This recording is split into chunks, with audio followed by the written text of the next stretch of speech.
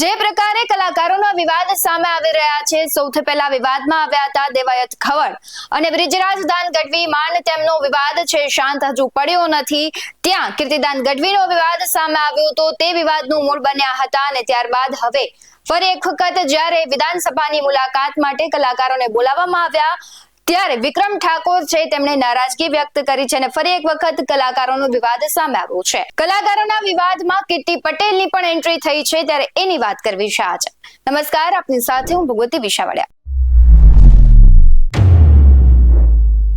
જે પ્રમાણે કલાકારોનો વિવાદ સામે આવ્યા હતા, વિધાનસભાની મુલાકાત દરમિયાન અમુક કલાકારો છે તેને ઇન્વાઇટ કરવામાં આવ્યા હતા. જે પ્રમાણે વિધાનસભાની કાર્યવાહી થતી હોય તે પ્રમાણે નિહાળવા અને તેમનું સન્માન કરવામાં આવ્યું હતું. ત્યારે ઠાકોર સમાજનો એક પણ કલાકાર છે તેમને આમંત્રણ ના આપવામાં આવ્યું. ત્યારે જે પ્રકારે વિક્રમ ઠાકોર છે તેમણે નારાજગી વ્યક્ત કરી હતી ને ત્યારબાદ તે એક નવો જ વિવાદ શરૂ થઈ ગયો હતો. ત્યારે આ વિવાદની વચ્ચે સરકારના મંત્રીઓ છે તેમણે પણ ઘણી સ્પષ્ટતા કરી હતી. તેમ છતાં પણ આ વિવાદ છે ધીમે ધીમે ઉગ્ર બનતો ગયો છે ને આજે આ વિવાદમાં છે કીર્તિ પટેલની એન્ટ્રી થઈ છે. શું કહી રહી છે કીર્તિ પટેલ, આવો સાંભળીએ. હકીકતે મેં પહેલા દિવસે પોસ્ટ જોઈ અને મેં સ્ટોરી મૂકી તે એવું નથી કે આ ભંગાર બોયલોને કીર્તિ પટેલ સપોર્ટ આપે છો. પહેલા જ દિવસે જ્યારે પણ મેં જોયું ને કે ભાઈ આવી રીતના થયું છે અને હકીકતે આવું વસ્તુ ના બનવી જોઈએ, કેમ કે મને જ્યારે સુધી ખબર છે ને ત્યાં સુધી મેં મારા ફેમિલીએ, મારી બહેનોએ, બધાએ વિક્રમ ઠાકોરના મૂવી અમે જોયા છે અને ભાઈ કેટલા મહિના સુધી એમના મૂવી થિયેટરમાં ચાલતા. જોકે વિક્રમ ઠાકોરે પોતાના એક માટે અવાજ નથી ઉપાડ્યો,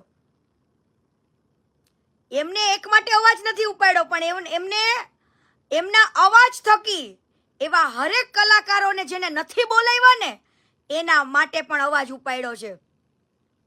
તમને ખબર જ છે બીજા સારા સારા કલાકાર કોણ કોણ છે. તો આવું તો મારે સરકાર શ્રીને વિનંતી કરવી છે કે આવો કદાચ મતભેદ તમારા મનમાં નહીં હોય, પણ આ વસ્તુ બની છે એ તો પાકું છે, એ તો 100% પાકી છે ને. તો આ વસ્તુ થવી જોઈએ નહીં, કેમ કે વિક્રમ ઠાકોરે 10 થી 12 વર્ષની અંદર 40 થી 45 મૂવી બનાવ્યા ને એ પાછા સુપર હિટ અને સારા સારા ફેમિલીમાં એ મૂવી જોવી શકે ને એવા એક સાંસ્કૃતિક મૂવીઓ હતા એમના. એક અંદરથી એક શીખ મળે ને એવા મૂવીઓ છે.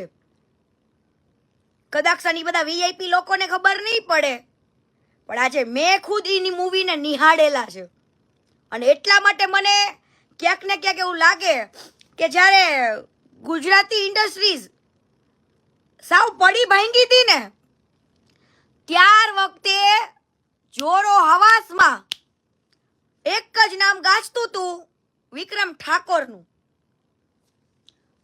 એક જ નામ ગાજતું હતું ગુજરાતી ઇન્ડસ્ટ્રીઝની અંદર જ્યારે બીજા બધા ખોવાઈ ગયા હતા ત્યારે.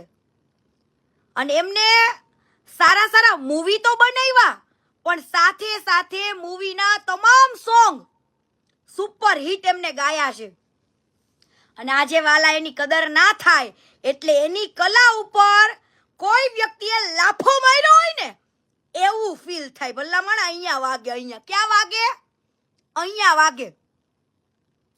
આજે કોઈ પણ વ્યક્તિ છે એના સારા કાર્યોને જો તમે બિરદાવો નહીં ને તમે એ વ્યક્તિને ભૂલી જાઓ ને અને પછી તમે એ વ્યક્તિનું પછી પાછળથી સન્માન કરી દો ને તો ઈ ઘા તો ન જ રૂજાય હો વાલા, ઈ ઘા રૂજાય નહીં.